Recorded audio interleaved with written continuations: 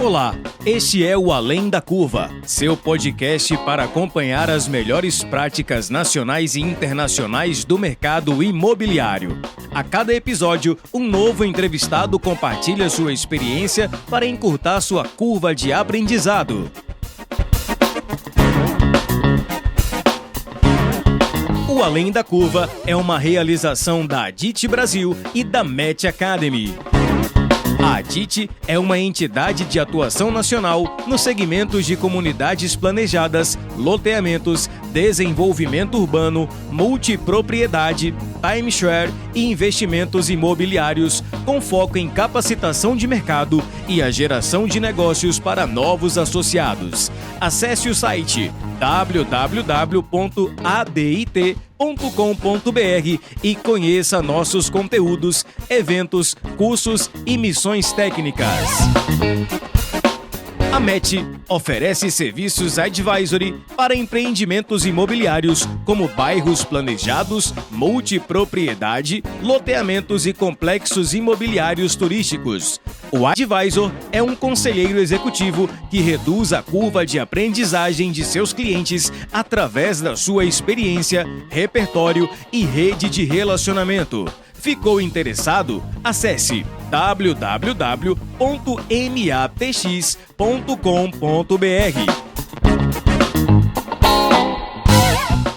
Este episódio tem o patrocínio da Miami Homes. Você que procura uma forma de proteger e ainda valorizar o seu patrimônio, invista em imóveis residenciais ou comerciais em um mercado forte e seguro, os Estados Unidos. Em Miami ou sul da Flórida, conte com a expertise da equipe de Cristiano Miami Homes e Coldwell Banker, uma das maiores imobiliárias do mundo, para ajudar você com seu melhor investimento. Acesse o Instagram, @Cristiano Miami Homes, para mais informações. Olá pessoal, tudo bem com vocês? Aqui é Felipe Cavalcante, mais uma vez com um papo que eu tenho certeza que vai ser muito bacana para todos nós aí, para a gente entender melhor como é que funciona essa relação do mercado de capitais com o mercado imobiliário. Para isso, ninguém melhor aqui do que o Rodrigo Abudi, da VBI. Rodrigo, seja muito bem-vindo. Obrigado, Felipe, pelo convite. Um prazer para a gente estar aqui, né? Falar um pouco desse relacionamento aí que nós temos com todo o setor imobiliário, já de longa data, né? Então, é um prazer e espero conseguir esclarecer aí bastante dessa mágica aí, né? Rodrigo, vocês estão há bastante tempo nisso, né? Assim, eu me lembro que desde que os fundos imobiliários começaram a adquirir mais tração, aliás, antes de adquirir tração, vocês já estavam nesse jogo, né? Fala pra gente um pouquinho dessa história aí. Eu sempre ouvi a distância aí da VBI, mas conta mais detalhes pra gente de onde é que veio, vocês vieram e como é que isso aconteceu. Vamos lá. Então é interessante porque a VBI hoje é uma das gestoras aí de investimentos imobiliários mais antigas do mercado, né? Nós começamos em 2006 a história da empresa, tá? Com a junção de duas expertises distintas, mas relacionadas ao que a gente faz hoje, tá? Então, em 2006, eu estava saindo da CBRE, né? A maior empresa de consultoria imobiliária do Brasil, sempre envolvida, né, nas principais transações, aconselhamentos, tudo mais dos principais incorporadores, investidores, né? Eu passei lá 10 anos, aprendi muito sobre o mercado imobiliário, foi uma escola. Então, você era amigo do Zaga lá, não? Ah, poxa, o Zaga, mais do que amigo, o Zaga era professor, né?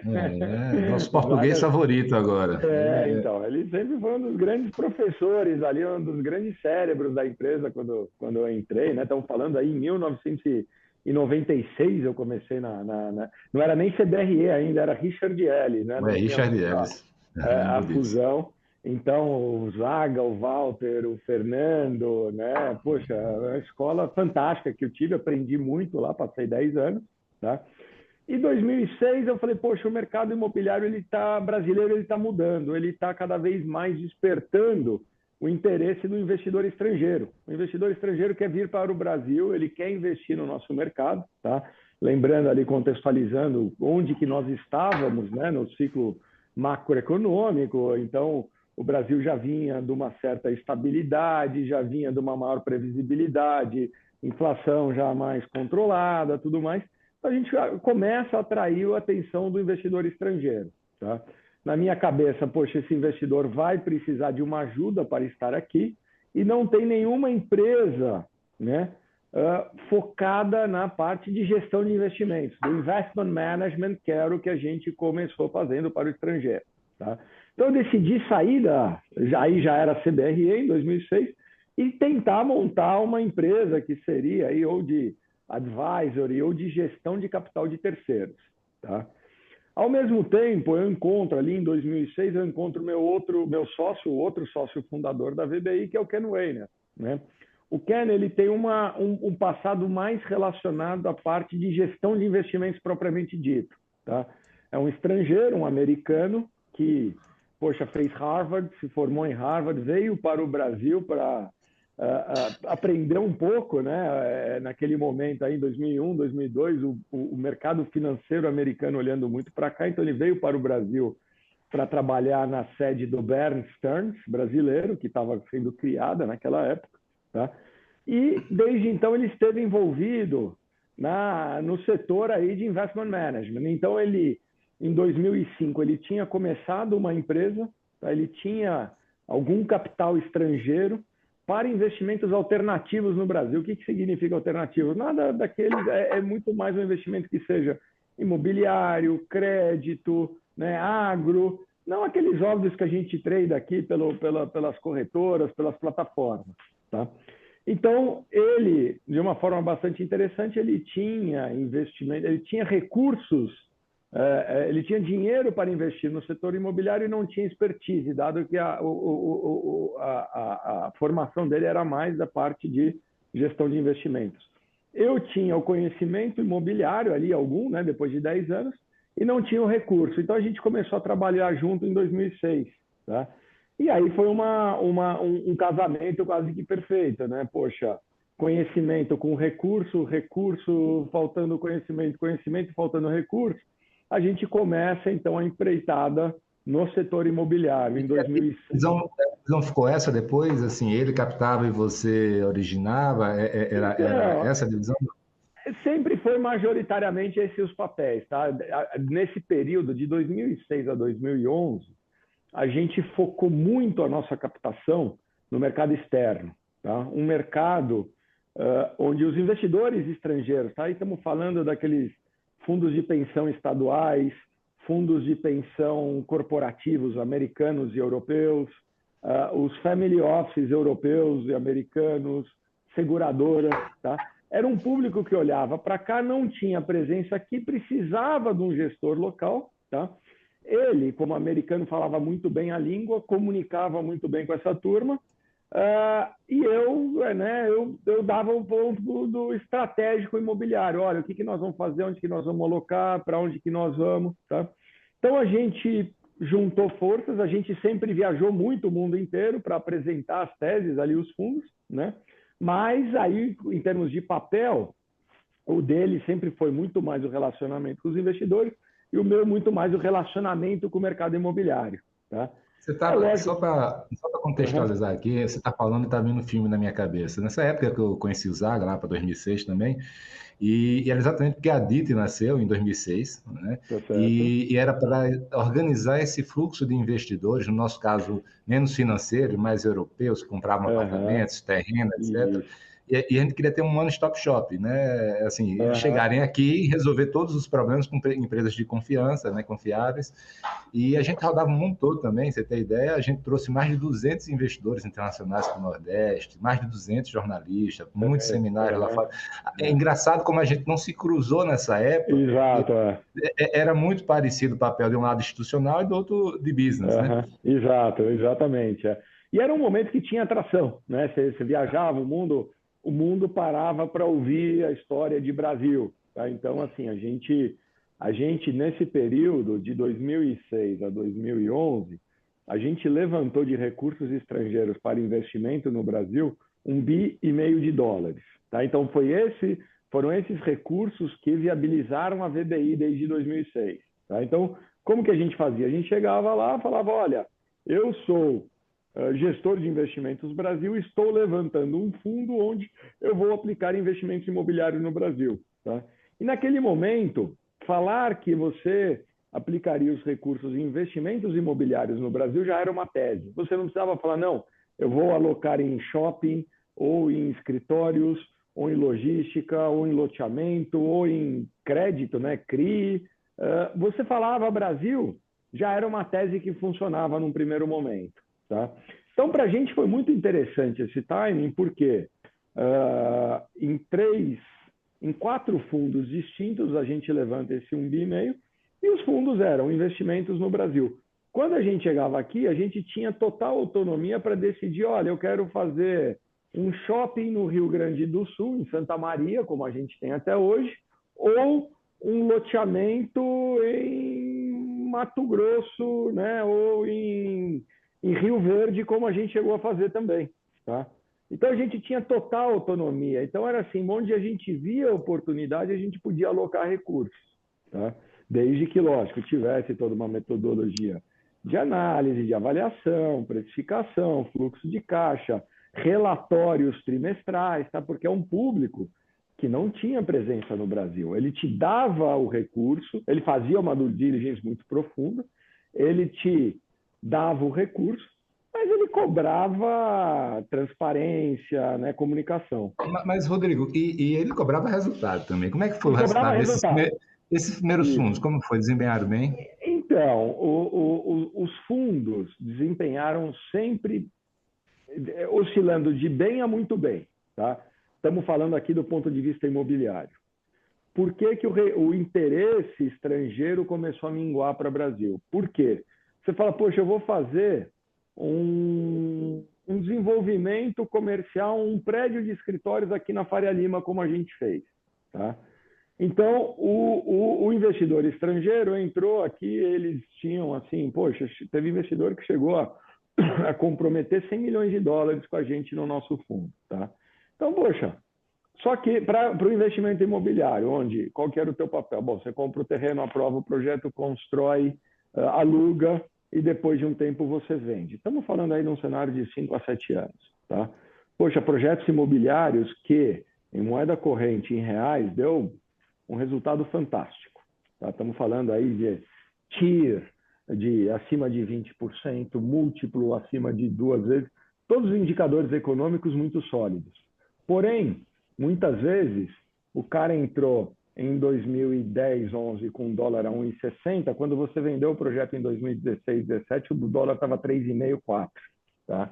Então, assim, a desvalorização da moeda era mais do que o dobro. Então, assim, você não gerava resultado imobiliário para compensar a desvalorização da moeda. Então, você investia 100 milhões de dólares, que convertido a dinheiro da época era 150 milhões de reais, você vendia o projeto a 300 milhões de reais, tá? Então você dobrou o capital nesse período, só que quando você convertia para o dólar de novo, o dólar já estava a 3,50, 4, você devolvia 75 milhões de dólares. Aí o cara falou, pô, então eu estou correndo um risco que eu não imaginava, não é risco imobiliário Brasil, eu estou correndo um risco moeda. Então, se é para correr risco moeda, eu vou correr esse risco de outras formas. Tá? Eu não preciso ficar com meu dinheiro trancado 5, 7 anos. Né? Então, com isso, o interesse do investidor para o mercado local começa a diminuir. Tá? E aí, assim, tem os investidores estrangeiros que atuam praticamente como locais, esses de longo prazo, os fundos soberanos que estão aqui ainda, mas o investidor, assim, meio oportunístico, falando, o Brasil está num cenário de crescimento econômico, eu vou entrar e depois eu vou me aproveitar disso aqui, ele via que a moeda era uma componente muito importante, ele começou a diminuir o interesse. Agora, Rodrigo, a sua história me parece estar conduzindo para muito parecido com a própria Adit. A gente começou em 2006 também, e lá para 2010, 2011, a gente virou totalmente a chave, porque o cenário lá fora mudou totalmente, né? E ao mesmo tempo, a gente começou a entender, primeiro, que a gente trouxe 200 investidores, mas poucos negócios foram feitos, porque a gente não sabia, os nossos incorporadores, loteadores, não sabiam dialogar com o mercado, com o investidor, E eu cheguei a trazer a FIRE aqui, aquela associação de investidores institucionais, um Sim, monte de gente, e não havia esse diálogo, era um falando alemão e isso, outro português. isso, Então, assim, não havia sofisticação. E a gente isso, entendeu que precisava de casas como a VBI, por exemplo, para fazer esse meio de campo, porque esse era um trabalho que era do meio de campo aí.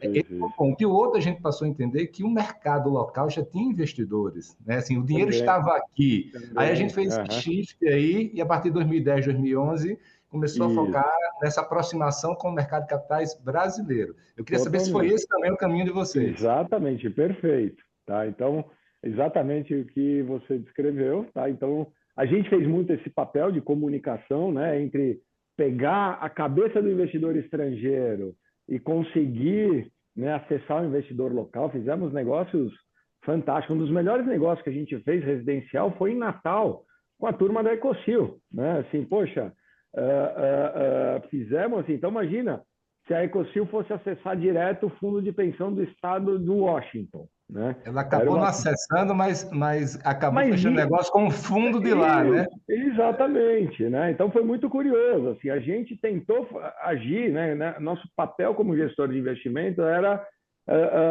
fazer essa tropicalização do investidor estrangeiro e essa, né, internacionalização do operador, do desenvolvedor local. Tá? E funcionou muito bem. Como você falou perfeitamente, em 2011 a gente começa a ver minguar esse interesse e começa a ver o interesse do mercado local. Então, em 2011, perfeitamente, nesse ano mesmo, não, para ser mais preciso, em 2012, a gente faz o nosso primeiro fundo local. Tá? Então, a gente decide acessar pela primeira vez o mercado de investimento local. Então, a gente faz o nosso primeiro fundo imobiliário destinado para investidor brasileiro. Né? E naquela época, então, poxa, a gente capta 215 milhões de reais, né, para um primeiro investimento, e assim começa a incursão da VBI ao mercado local. E aí o que a gente tenta explorar? Poxa, se eu sou uma empresa, em 2012 eu já tinha 6 anos de vida como empresa, tá, que consegue atender os mais elevados e exigentes níveis de comunicação e de transparência do investidor estrangeiro, né? Poxa, o Itaú, Bradesco, Safra, XP, os grandes distribuidores, os grandes bancos, os grandes captadores locais, falavam, olha, estou oferecendo isso agora para a sua plataforma, para o seu cliente local. Então, uma empresa que vem já com um nível de maturação bastante grande. E isso acaba sendo um diferencial. E aí a gente consegue acessar bem o mercado local e consegue, então, mudar um pouco o perfil do nosso investidor, né? Cara, mas deixa eu fazer uma pergunta, curiosidade. Claro. Seja naquela época, seja hoje, quais são as diferenças nas tratativas, no perfil entre o investidor local e o internacional? O que é que um valoriza mais, o outro valoriza menos, na atitude? Como é que é? Quais são as dificuldades de cada um? É muito interessante, é muito legal, porque, assim, primeiro, eu acho que o mercado de gestão de investimentos propriamente dito, tá? Investimentos via fundos aqui no Brasil, ele acaba sendo um pouco mais recente, né? Se a gente pegar aí, poxa, os fundos imobiliários, é uma legislação mais recente, né? Ao passo que no mercado internacional já era mais comum, tá? Um fundo de pensão americano, ele investir via fundos de investimento, via gestores. Tá? Então, quando a gente viu assim as grandes diferenças, por que a gente focou num primeiro momento no mercado estrangeiro? Porque o mercado já estava mais desenvolvido, já estava mais sofisticado, ao passo que o mercado local estava aprendendo. Né? Então, assim, poxa, um fundo de pensão como o estado do Oregon, né? Ele assinou um cheque para a gente, ele investiu na gente 100 milhões de dólares num fundo. Poxa, 100 milhões de dólares é um nível de sofisticação. Primeiro, ele fez uma due diligence extremamente extensa. Depois, ele aprovou a VBI como gestora do investimento dele, aí fez esse cheque para a gente e falou, olha, você está autorizado a investir até 100 milhões de dólares meus no mercado imobiliário brasileiro. O que eu vou te cobrar? Vou te cobrar comunicação, vou te cobrar transparência, vou te cobrar tudo isso. Tá? o que a gente pensava? Assim, fala, poxa, qual que é o paralelo de um fundo de pensão como o State of Oregon aqui no Brasil?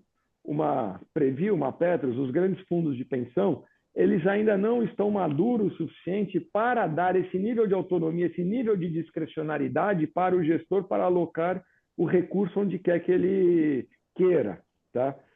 O mercado estava começando. Primeiro, as fundações ou os grandes investidores institucionais brasileiros, eles estavam mais acostumados a investir por projeto. Então, seria mais fácil você chegar e falar, oh, eu tenho esse prédio, eu tenho esse shopping, eu tenho esse galpão logístico, você quer investir comigo? Uma coisa mais palpável, mais palatável, e aí ele poderia pensar em investir contigo. Tá? Só que aí a gente sempre brinca com aquela, né, dicotomia do gestor imobiliário, do gestor de investimento. Poxa, eu preciso do dinheiro para ter o projeto, eu preciso do projeto para ter o dinheiro, a gente não sai do lugar. Tá? Então a gente falou, poxa, se o mercado internacional está mais sofisticado nesse sentido, vamos focar primeiro no mercado internacional. E com isso o mercado local foi se desenvolvendo. Eu lembro que em 2012 a gente tinha feito um projeto comercial, um prédio de escritórios no centro do Rio, da Presidente Vargas, com o recurso de um fundo de pensão estrangeiro que estava investindo no Brasil, que tomou o risco de comprar o terreno, aprovar o projeto, construir o prédio e alugar, tá? E vendeu para uma fundação, um fundo de pensão local brasileiro. E quando a gente estava fechando o negócio, assinando o negócio, eu falei para o CIO da fundação, eu falei, amigo, você não acha que está invertido aqui a ordem do risco, né? Você, o cara que está sentado em Nova York, aceitou todo o risco de vir para o Brasil incorporar um prédio de escritórios na Presidente Vargas. Você que é uma fundação que tem o seu headquarter aqui no Rio de Janeiro, está comprando um prédio pronto dele porque você não estava confortável. Ele, puxa, Budi, nem me diga isso, lógico, eu tenho... Pô, é uma coisa que um dia eu ainda sonho em consertar, eu acho que o capital para esse tipo de projeto tinha que vir majoritariamente da gente, e a gente vender para o gringo que não estava disposto a correr esse tipo de risco no Brasil. Tá? Eu falei, pois é, isso em 2012, né? Com o tempo, acho que os investidores começaram a aprender mais, né? Eles começaram, primeiro, eles testaram o mercado de renda, então eles entravam em fundos que já estavam estruturados, que tinham um prédio por trás, um aluguel já gerando renda, né? Seja de shopping, seja de escritório, seja de logística. Então, o mercado foi se desenvolvendo ao longo desse período, aí estamos falando de 12 anos para cá, mais ou menos, tá? O mercado foi se desenvolvendo, foi se sofisticando, cada vez mais a gente vê, né, o desenvolvimento desse mercado, cada vez mais a gente vê diferentes perfis de investidores. Então, hoje a gente já vê as fundações entrando nos fundos, a gente já vê os private de bancos, né? A gente comemora aí quantos investidores, pessoas físicas, hoje existem nos fundos imobiliários. O último número que eu tenho, a gente estava batendo 2.600.000 pessoas investindo nos fundos imobiliários, né? São recordes que a gente comemora mês a mês, mas se a gente for olhar de uma maneira mais ampla, ainda é muito incipiente, tá? É muito pequeno, a gente tem muito a crescer ainda. É isso que nos anima, isso que nos estimula aqui no dia a dia da gestão da VBI. Tá? Muito para crescer quando a gente compara com outros mercados lá fora. Cara, vamos falar sobre isso aí, né? Porque fundo imobiliário de 2018 para cá virou grande funding de loteadores.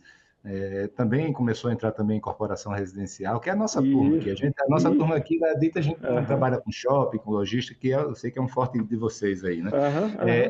Mas fala sobre todo esse movimento que aconteceu, né? Aquela taxa de juros certamente foi a grande responsável. Mas como é que vocês se posicionaram nesse novo ciclo? Assim, teve alguma virada de chave? Quando foi o seu primeiro fundo imobiliário? Fala essa história aí. Bom, vamos lá, porque assim, ao longo dessa primeira fase, tá com capital estrangeiro, a gente participou muito de incorporações imobiliárias. Tá? Como eu falei, bom, esse projeto em Natal com a Ecosil foi super bem, tá? Fizemos diversos projetos residenciais Brasil afora.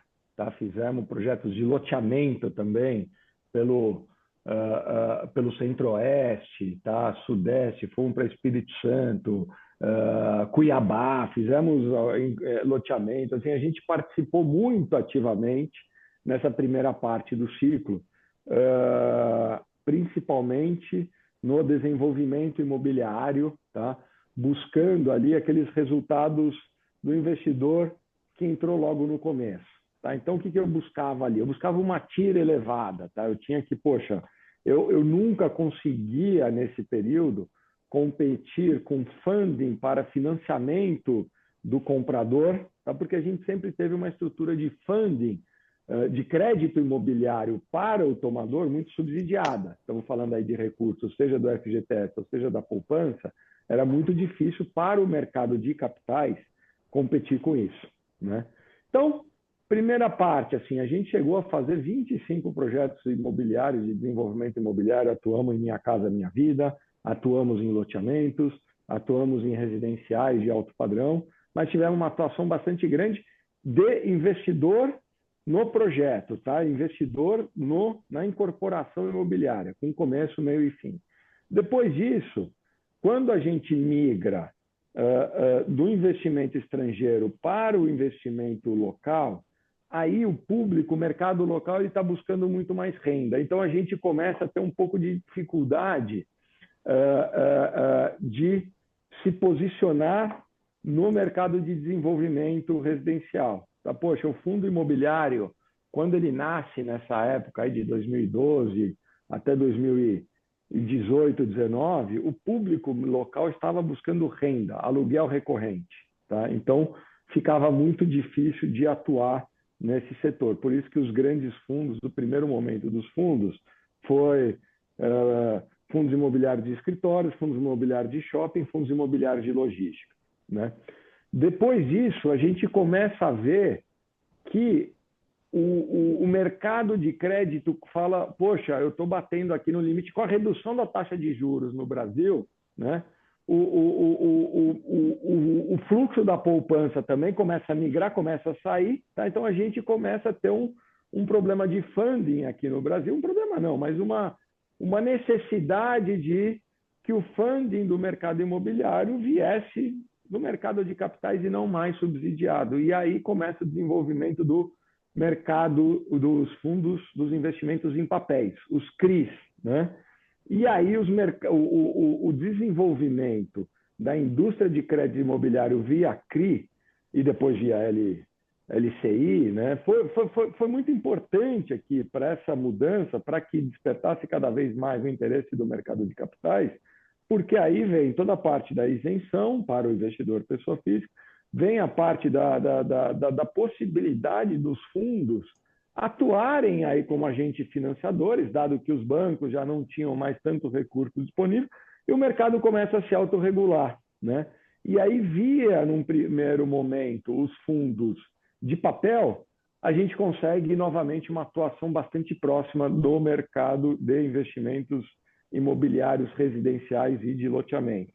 Tá? Então, a gente volta a atuar muito forte nesse mercado a partir de 2018, 2019, com o crescimento da indústria dos fundos de papel. Como é que está essa atuação de vocês hoje, né, nos fundos de papel, né? Assim, assim, vocês voltaram de alguma maneira a atuar em desenvolvimento ou realmente hoje muito. só em recebíveis? Não, muito. A gente está atuando em desenvolvimento mais na parte de dívida, tá? Então a gente provê recursos para os incorporadores, para os loteadores tocarem os projetos deles, mas a gente não entra mais no papel do investidor imobiliário, sim como um agente financeiro. Mas a gente tem feito muito investimento nesse sentido, tá? Então temos aí desde os grandes incorporadores brasileiros, aí estamos em alguns diversos projetos com Gafisa, né?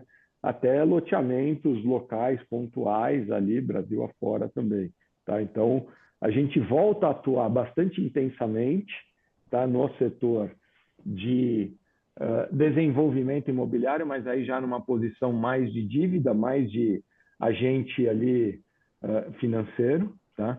E mais recentemente a gente volta a atuar no setor de desenvolvimento imobiliário residencial, mas diferente de outras épocas, a gente passa a reter as propriedades para alugar. Eu não vendo mais apartamento, eu alugo apartamento. Então hoje, quando eu faço um desenvolvimento imobiliário residencial, por exemplo, eu retenho o projeto inteiro e alugo os apartamentos. Tá? Então, a gente começou a atuar também muito forte numa tese, por exemplo, de apartamentos para estudantes. Tá? O estudante que tem esse fluxo migratório Brasil afora, passou numa faculdade aqui em Campinas, em São Paulo, ou passou numa faculdade no Rio de Janeiro, ou passou uma faculdade em Porto Alegre, ele não tem onde morar, ele tem que ir para lá, procurar um apartamento, tudo mais, mobiliar, botar internet, tudo. Eu tenho um apartamento pronto em diversas cidades do Brasil hoje, onde o aluno ele só olha, vai lá, fala, poxa, eu quero um apartamento de 1 quarto, 2 quartos, com banheiro, sem banheiro, e ele tem toda aquela facilidade no próprio prédio, tá? Ele tem salas de estudo, cozinha, tem uma série de facilidades no próprio prédio.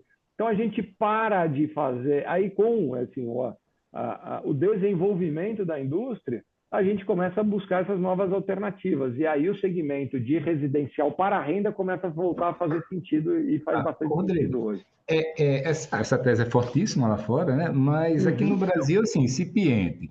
E muito concentrada, pelo que eu entendo, ainda em São Paulo, capital, né? A minha dúvida são duas. Primeiro, você enxerga, ou até tem apetite, tem muitas cidades universitárias no resto do Brasil, mas de repente sem um grau de sofisticação ainda necessário.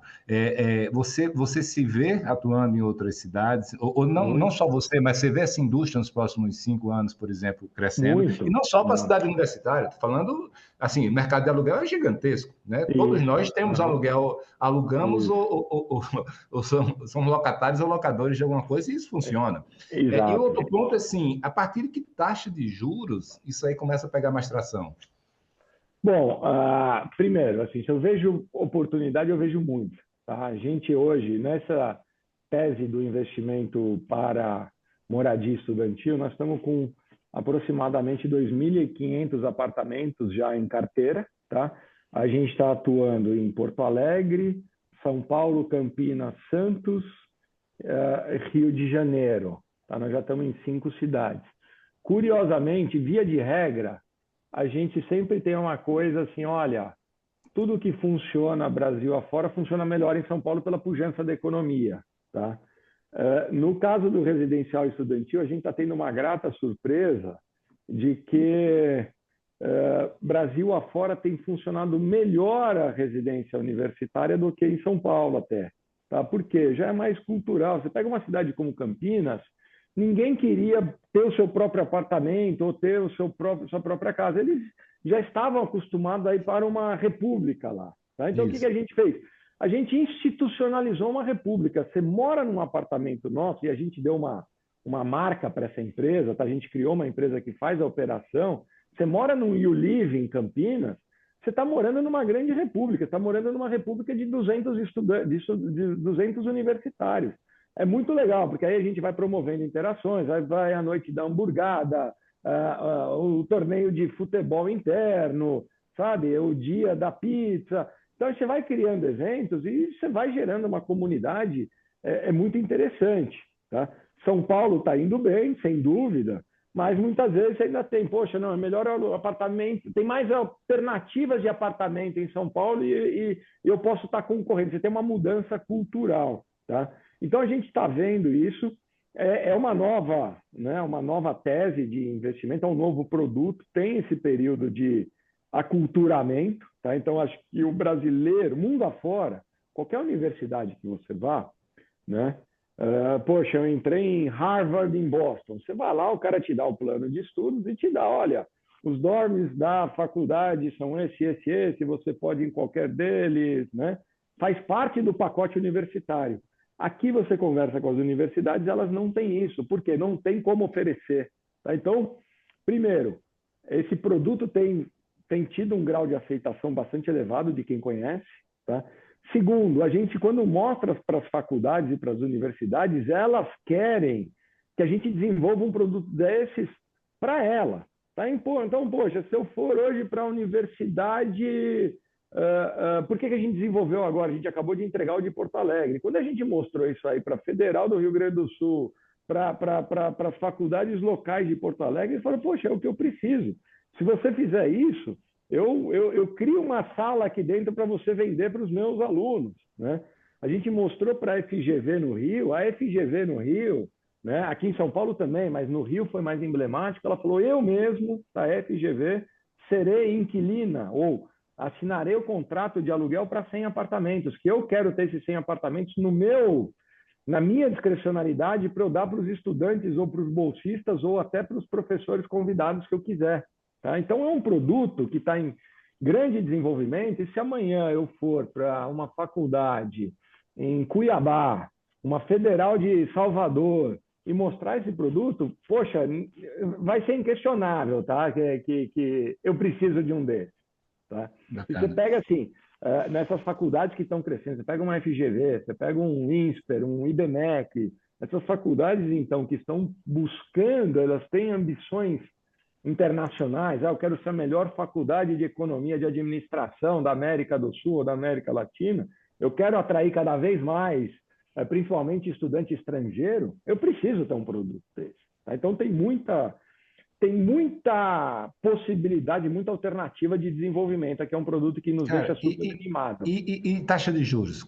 Então, a taxa de juros ela acaba sendo bastante importante nisso, tá? Mas acho que ela não tá. Nós não temos aqui um produto que esteja descorrelacionado dos demais, tá? Eu acho que a importância da taxa de juros como um todo serve para o mercado de investimentos imobiliários como um todo. Tá? Subiu a taxa de juros, a atividade imobiliária tende a reduzir. Você tem menos crédito, você tem menos, né? Então, não é diferente, por exemplo, de poxa, como é que eu comparo com um investimento de desenvolvimento de um prédio de escritórios que eu vou fazer para alugar? Tá? Então, você tem lá, o que eu vou buscar de margens no custo? Tá? Então, qual que eu vou buscar lá o meu aluguel, né, o meu dividendo sobre o custo? Poxa, é o mesmo, é muito similar do que eu vou buscar se eu fizer um shopping center e se eu fizer um escritório para alugar. Então, o residencial... A questão de ser pulverizado é bem vista pela... Então, hoje tá? Mas sempre teve muita dúvida que a gente teve no começo, regulatória. Tá? Poxa, como é que funciona? Qual que foi o grande problema? Um dos grandes problemas sempre do desenvolvimento do mercado residencial para a renda, né? Poxa, tem aquela coisa do grande todo-poderoso investidor capitalista selvagem proprietário do imóvel contra o pobre coitado do inquilino que não tem, né, recursos e ele atrasa o aluguel porque ele está desempregado ou porque ele não tem como pagar. E quando você vai pleitear a desocupação, o juiz dá favorável ao inquilino e você não consegue desocupar. Resumindo, você fica com um imóvel ocupado por um inquilino inadimplente que deteriora o imóvel, não gera renda, né? Então, esse foi sempre um dos grandes problemas. Mas como é que está isso? Está acontecendo ainda na prática? Então, o que a gente viu na prática, tá? E essa era uma das grandes dúvidas, assim, poxa, se eu tenho esse problema no mercado residencial, imagina no mercado estudantil, né? Poxa, que além disso tudo, você tem uma molecada fazendo festa, bagunça, e você não consegue a desocupação, né? A gente teve muita preocupação disso no começo, tá? O resultado hoje, depois de quase 5 anos de operação já, dessa tese, a gente tem visto o seguinte: a inadimplência é muito baixa, tá? O aluno ali, o estudante, ele conta com o aval e a garantia dos pais, por isso também é muito baixo. E quando ele está inadimplente, ele automaticamente já deixa o imóvel, tá? Ele não quer passar o constrangimento. Então, assim, a gente tem muito pouca discussão de inadimplência. Ou seja, é um ativo gerador de renda como qualquer outro. Tá? Essa que acaba sendo a graça. Só que aí, poxa, eu estou falando de 200 apartamentos, tá? Grosso modo ali, tá? O nosso tamanho ideal seria aproximadamente 200 apartamentos, que vai gerar ali um ticket médio, um aluguel médio de R$2.000, R$2.500, R$3.000 por mês. Tá? Então, poxa, eu tenho no final do mês uma receita, um fluxo de caixa em tudo correndo bem da ordem de R$500 mil, pulverizado em 200 inquilinos, 200 riscos de créditos distintos e risco de crédito que traz um pouco desse DNA que eu acabei de falar, que atrasa muito pouco, que não atrasa. Tá? Então, você tem uma pulverização interessante. É diferente de você ter um grande centro logístico, ter 50 mil metros alugado para o... Pode ser o melhor risco de crédito. É uma Amazon da vida. A gente tem visto isso acontecer ultimamente com alguma frequência, né, Dudu? Exato. Este episódio conta com o patrocínio da Miami Homes. Para proteger e valorizar seu patrimônio, invista em imóveis em Miami ou sul da Flórida. A Cristiano Miami Homes e Coldwell Banker, uma das maiores imobiliárias do mundo, vão ajudar você com seu melhor investimento. Acesse @Cristiano Miami Homes para mais informações. Mas, cara, vamos escalar um pouco a tese da pulverização. Eu sei que você já fez investimento na multipropriedade, né? Que ano passado sofreu aí uma série de problemas de imagem no mercado de capitais. Como é que está sendo sua experiência? Porque se você está falando de 200 pulverizações no empreendimento, a gente vai para 10 mil, 5 mil em um empreendimento de multipropriedade. Como tem sido a sua experiência? Assim, entre o ruído que sai na mídia e o dia a dia da sua carteira, como é que está sendo isso? A gente, como eu expliquei no começo, como a gente teve sempre um DNA muito praticamente de incorporador, tá? Então, se a gente for relembrar nos primórdios, como eu falei, com capital estrangeiro, a gente corria o risco da incorporação. A gente sempre teve uma abordagem, uma cabeça de investidor imobiliário, mas muito próximo do incorporador, né? Poxa, eu conheço o risco da compra do terreno, do desenvolvimento da obra, tudo mais. Isso sempre nos fez ter uma cabeça muito conservadora em qualquer momento, em qualquer setor, até no investimento em multipropriedade. Então, o que a gente viu e o que a gente tenta evitar? Olha, a multipropriedade, ela é um setor um pouco mais arriscado, sim. Tá? Então, você tem que ter um pouco mais de parcimônia, você tem que ter um pouco mais de juízo. Tá? Então, os investimentos que a gente fez em multipropriedade foram em projetos já mais avançados em termos de risco de obra, tá? Então, risco de término de obra. Então, a gente já estava muito avançado, se não pronto, na parte de obra, ou pelo menos no faseamento das obras. Tá? A gente sempre teve uma preocupação, a gente sempre falava, poxa, quando a gente faz o investimento em loteamento, sempre teve aquela coisa, poxa, um loteamento você precisa vender 2 vezes o número de lotes, porque tem muito giro, né? Tem muita venda que cai, você tem que vender de novo, né? Você acaba tendo muito giro no loteamento. Se no loteamento já tinha esse problema, já tinha essa cabeça, poxa, eu preciso ter uma demanda ali 2 vezes o número de lotes, aqui no multipropriedade é pior ainda, tá? Você tem que ter uma mentalidade que você eventualmente vai ter que vender 4 vezes, porque a primeira coisa é que o cara para de pagar, né? Então, poxa, eu estou com um problema financeiro, meu primeiro boleto a pagar é o da multipropriedade ali, das férias, né? do resort e tudo mais. Então, a gente sempre fazia assim, olha, você tem que estar com uma carteira de vendas bastante avançada, tá? Então a gente não entrava, não, já vendi 20%, 30% e agora eu preciso de recurso, eu quero, né, usar esses 20%, 30%. A gente pegava a carteira sempre com um ritmo, um número de vendas bastante elevados para que a gente pudesse ter uma cobertura bastante grande. Preciso ter 3 vezes, sei lá, a cobertura do número de vendas versus o quanto que eu vou desembolsar para você. Tá? Então, a gente sempre teve uma cabeça de que, olha, não tem, assim, se algo pode dar errado, eventualmente dará. A gente tem que estar preparado sempre para o pior.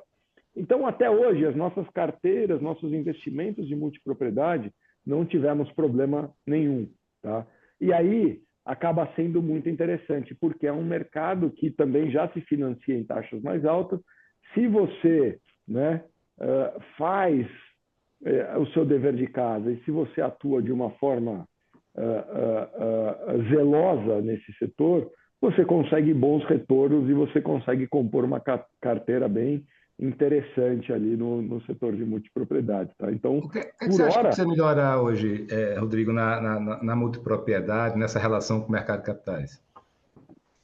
Você sabe que uma das coisas, assim, o que eu acho que é o grande desafio do mercado, que foi um pouco o que aconteceu no passado com os distratos do residencial. Durante muito tempo, nós, investidores imobiliários, né, sofremos muito com os distratos, né? Poxa, quando o cara comprava, não tinha mais recursos para honrar os pagamentos, mais recursos para honrar com o pagamento, ele simplesmente chegava para o incorporador, destratava e o incorporador tinha que devolver o dinheiro dele, né? Então, durante muito tempo, o incorporador falava, pô, se eu vendi 50%, não significa que eu tenho 50% já do risco já percorrido, não, pelo contrário, eu tenho 50% que eu preciso vender, mais 50% que amanhã pode bater aqui, pedir o dinheiro de volta e falar, pô, não quero mais, né? E aí o avanço da legislação fez com que fossem criadas dificuldades para que esse distrato não fosse tão automático. Olha, poxa, estou sem dinheiro, Felipe, devolve meu dinheiro aqui porque eu não quero mais, né? E aí você tinha que, poxa, tirar o dinheiro do bolso, pagar o cara com correções e tudo mais, né? Então, teve uma mudança bastante grande, né, da relação de confiança do investidor com o setor imobiliário residencial, quando a gente teve a lei do distrato sendo, né, E se aplica a multipropriedade, de certa maneira. totalmente, porque hoje uma multipropriedade, assim, é isso muito pior, né? Então, de uma hora para outra, um projeto que você vendeu 300 cotas pode virar zero e o fluxo foi embora, né? Então, isso acaba dificultando a cabeça, dificultando a abordagem do investidor, que no final de tudo precisa gerar resultado para o seu cotista, né? E ele fala, poxa, é um setor que não dá certo, né? Que deu muito problema. E aí entra também muito, assim, uma coisa que a gente viu muito, quando o mercado, a taxa de juros vai caindo, né? E aí o pessoal começa a deixar para trás a análise de risco, começa a tomar risco cada vez maior. E aí esses projetos que deram errado também foram alguns projetos que a gente falava, poxa, esse nível de risco também foi um pouco exagerado para mim, né? Você pretende continuar investindo em multis? Pretendo, a gente nunca teve problema, não. Tá? A gente tem olhado bastante projeto. Como eu falei, bem feito, ele pode ser um setor gerador de resultado adicional, né? Retorno adicional, porque assim, eu não posso comparar o mesmo nível, tá? Se eu for fazer um financiamento, emprestar dinheiro para algum player ali, algum desenvolvedor do setor de residencial alto padrão em São Paulo versus um desenvolvedor de uma multipropriedade no interior do Rio Grande do Sul, tá? Eu não posso ter a mesma análise de risco, a mesma precificação. Tá? Num eu consigo emprestar, eu consigo desembolsar dinheiro em taxas mais baixas do que para outras. Mas não quer dizer que, pô, é tudo uma relação de risco-retorno ajustado, tá? Então, se eu fizer o meu dever de casa, eu posso ter um bom resultado emprestando ou concedendo dinheiro para o desenvolvedor no interior de qualquer estado, né? E isso ser uma fonte geradora de resultado adicional para o meu investidor. Bacana. E assim, a gente tem, né, as duas classes de ativo hoje que geram mais retorno são a multipropriedade e o loteamento. Eles têm gordura para criar e, junto com isso, um grau de risco maior, ou no mínimo, no setor de multipropriedade, por ser muito novo, muito desconhecimento ainda, né, e muito preconceito, né? Mas loteamento, ele já tem uma curvinha aí mais longa, né? De aprendizado. Como é que está a posição de vocês, o apetite? Poxa, a gente fez muito investimento, né, em loteamento aí Brasil afora. A gente chegou a pegar uma empresa, uma desenvolvedora do Centro-Oeste, tá?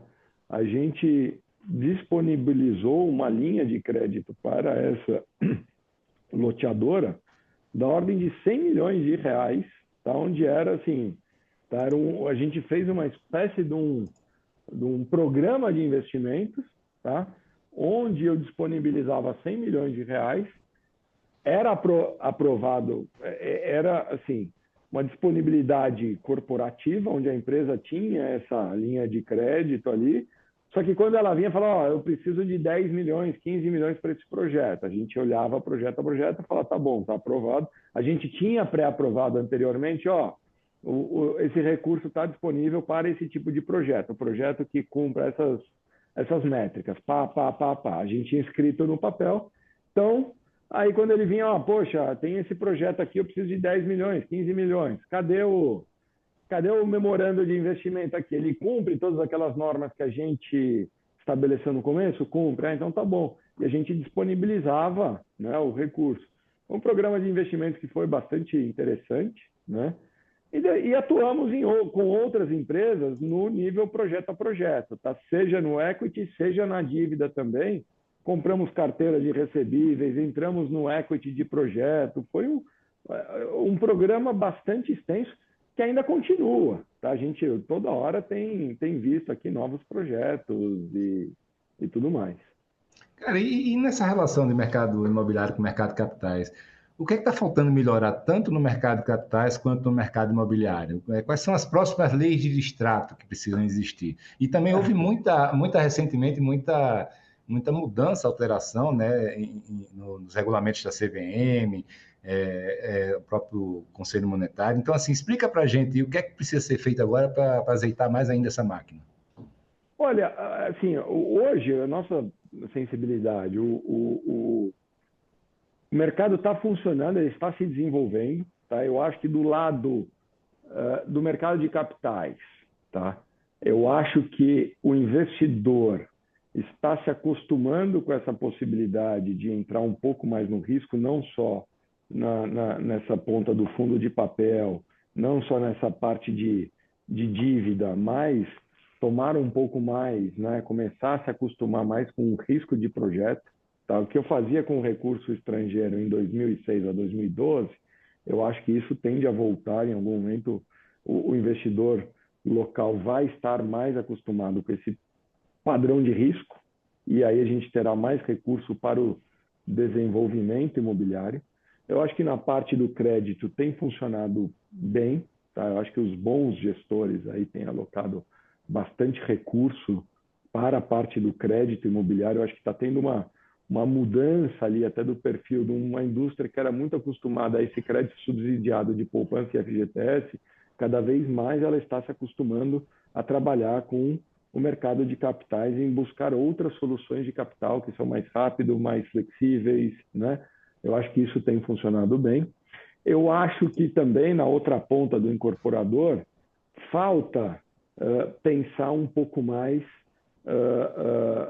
o que eu posso facilitar para a atuação do investidor estrangeiro, do investidor de fora. Tá? O papel do investidor imobiliário ali no nível do projeto ou no nível da companhia. A gente vê grandes empresas fazendo muito bem esse papel. Tá? Então, quando você vai lidar com as grandes desenvolvedoras ali, né, de nível nacional, uma Cirela, você vai lidar com uma Cury, você vê uma maior facilidade na comunicação na figura do investidor. Tá? Quando você vai para incorporadoras menores, né, não quer dizer que todas, mas algumas delas ainda estão muito naquela forma familiar. Olha, eu faço assim há 30 anos, eu compro.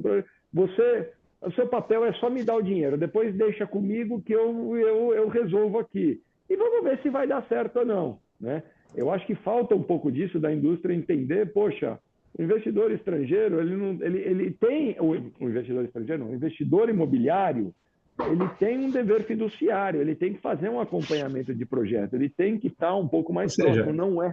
Tudo aquilo que os gringos lhe pediram há 18 anos atrás, você tem que exigir também do incorporador. Isso então, é um processo de aculturamento, né? Eu acho que o incorporador ele vai aprendendo a lidar. Tá? E assim, grandes exemplos, como eu falei, eu usei aqui no começo o exemplo da Ecosil. Poxa, a Ecosil foi uma incorporadora que estava super acostumada. Também você escolheu a dedo, né? Só tem craque lá. Pois é, só tem craque lá. Manda um abraço para a turma lá, mas, poxa, era um player ali do mercado que foi totalmente receptivo. Tem outros casos, e seria totalmente compreensível, né? Se o Silvio falasse, olha, peraí, não é assim que funciona. Eu que sei, eu estou há 40 anos fazendo isso aqui. 70. Né? 70 anos fazendo isso aqui, né? Então você só me dá o dinheiro aqui, fica quieto aí, no final eu te conto se deu certo ou deu errado. O Né? caso deles, assim, empresa super tradicional, 70 anos, se reinventou e a governança é de empresa pública, Isso, né? É isso aí. isso. Cara, e Então, a gente tá chegando no fim aqui e vocês começaram a escrever um novo capítulo agora, né? Essa união com a pátria. Conta um pouquinho disso aí, do porquê do movimento e o que é que espera aí da VBI para frente. Então, assim, de novo, na vanguarda ali, né, na tentativa de ser um dos pioneiros ali de mercado, o que a gente viu? De 2006 para cá, né, o nascimento da indústria, o crescimento, o desenvolvimento, né? Então, em 2006, éramos 5, 6, 7 gestoras que tinham no mercado. Tá? De repente, né, e os números são suntuosos, a gente começou aqui a falar de 543 fundos listados hoje. Hoje existem 543 fundos listados em bolsa, tá? Para um valor de mercado de 169 bi de reais, esses 543 fundos representam. No mercado americano, esse número é 100 vezes maior, tá? Chega a quase 1 tri, né, de reais, e tem menos da metade do número de fundos. Tá? Então, uma indústria mais desenvolvida como a americana, o que a gente viu? A gente passou por um processo de surgimento, crescimento, desenvolvimento e pulverização. Teve muita gestora e muito fundo. E hoje, a gente está vendo que, poxa, fundo pequeno, fundo não tem escala, não tem resultado. Né? Então, a gente está vendo um movimento contrário, consolidação. Tá? Então, a gente viu o seguinte, olha, há 2, 3 anos atrás, a gente falou, olha, quem são as grandes gestoras que estão conseguindo surfar bem esse momento de mercado? Todas aquelas que têm um capital institucional por trás. Primeiro, as grandes gestoras associadas aos grandes bancos, aí estão falando XP, Itaú, Safra, Credit Suisse, BTG, né? Essas grandes gestoras estavam performando super bem. E nós, como independente, a gente fala, pô, eu não tenho capital institucional, tenho só o recurso dos sócios. Fica difícil, muitas vezes, para a gente competir no nível assim do crescimento de novos produtos, novos fundos, com aquelas que tinham capital institucional. Então, foi um momento onde a gente olhou, fez uma análise e falou, eu preciso de um sócio institucional por trás. E nisso veio o Pátria. E o Pátria falou, olha, eu sou um player institucional, eu tenho ambição de ser a maior gestora da América Latina, eu tenho atuação em diversos setores, eu atuo no private equity, infraestrutura, crédito, agro, diversos setores, e eu tenho aqui uma necessidade de expandir e de me consolidar no setor imobiliário. Tá? E eu preciso de uma plataforma como a sua. De novo, aí foi um momento onde a gente viu um casamento perfeito, um player institucional sem um time de real estate. E nós, um time de real estate consolidado, bem estruturado, redondo, sem o recurso internacional, o institucional. Foi aí que a gente falou, poxa, essa associação seria muito legal, muito proveitosa, dá para crescer muito, dá para consolidar a indústria, dá para absorver outros fundos, dá para absorver outras gestoras, assim faremos. Né? Então, se a gente fez esse... Rodrigo, assim, vocês mantiveram alguma independência no dia a dia ou não? A gente manteve uma independência no dia a dia. O muito legal do relacionamento com o Pátria que funciona é o seguinte, o Pátria sabe quais são os pontos fortes e os pontos fracos dele. Tá? Então ele fala, poxa, no setor imobiliário eu já fiz investimentos no passado que não deram certo. Tá? Então, eu não sou um grande player imobiliário, mas eu sou um grande player institucional. Eu tenho acesso a todos os investidores ou os grandes investidores globais que investem no Brasil. Eu tenho acesso a todos os investidores institucionais que atuam no Brasil. Tá? Então, só como ordem de número ali, quando a gente fez a transação com o Pátria em 2022 para cá, tá? A nossa plataforma VBI cresceu 2 vezes, a plataforma Pátria de real estate, agora junto com o CS, cresceu 4 vezes. Tá? Então, o Pátria sai de 0 para 24 bi, 25 bi em investimentos imobiliários no Brasil. A VBI sai de 6 daquela época para 12 bi. Tá? Então, poxa, você vê que tem fundamento tudo aquilo que a gente pensou em 2021, 2022, e por isso que a gente fez essa associação em 2022. O que pensar dessa união VBI e Pátria, que esse processo continue. Tá? A gente vai falar, pô, então se a gente saiu do zero, chegou a 24 bi, por que não ir para 50 bi agora? Né? Então nós vamos crescer, ter mais recursos, mais produtos, mais projetos, mais incorporadores em nossa base. Né? Então o plano é bastante ambicioso, é bastante audacioso aqui, e está todo mundo super motivado para Dá para ver, né? Dá para ver que está animado mesmo. Então, cara, infelizmente a gente chegou aqui no nosso término aí do nosso papo, mas foi ótimo, assim, foi muito interessante, né? Não só conhecer um pouco mais aí da história de vocês, mas o que você pensa aí sobre o mercado. Sinceramente, do fundo do meu coração, espero que você tenha todo esse sucesso aí nessa fase nova. Não tenho dúvida aí, né, que essa junção de expertise com capital mais profundo aí vai dar muito trabalho, fazer muito barulho. Rodrigo, fica à vontade aí, cara, se tiver qualquer consideração que você deixou de fazer, queira fazer ainda, a bola está contigo. Não, eu só agradecer a oportunidade aqui, é muito gostoso, assim, esse papo, pô, a gente pode passar horas falando, que é super gostoso, né? Mas, acima de tudo, agradecer ali a oportunidade e falar, poxa, olha, nós estamos sempre de portas abertas, a gente trata com muito esmero todos os nossos investidores e todos os nossos parceiros, tá? Então, nós queremos sempre facilitar a comunicação. Olha, todo e qualquer incorporador, desenvolvedor que precise de uma solução de capital, poxa, vem até nós, é muito fácil de nos achar aí via as nossas... Deixa eu aproveitar deixa, assim, nós somos obviamente, uma entidade sem fins lucrativos, mas que não tem nenhuma vergonha de ter como objetivo gerar negócio para os associados.